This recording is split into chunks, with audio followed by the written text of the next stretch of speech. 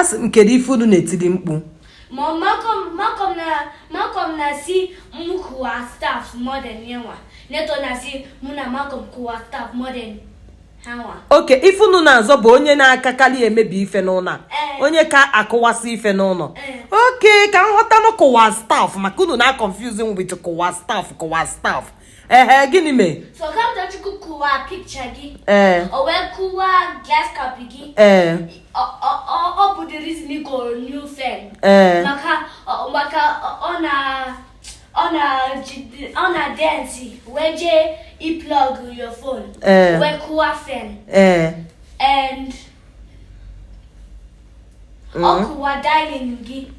Yokuwa la kalia. Okuwa many things. Okuwa a lot of things. Okuwa all the cup I na drink tea with.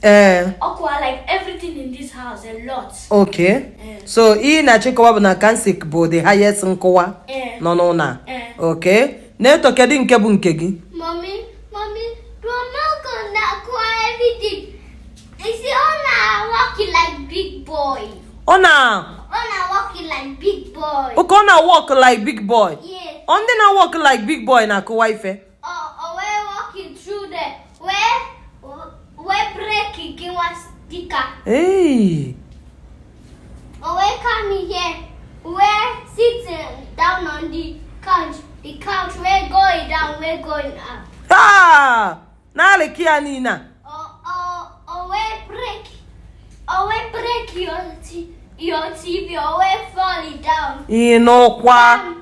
Bam on the table. Bam here. Bam here. Bam here. Yes. Kamsi. Yes, mom. You know your own point. Mom.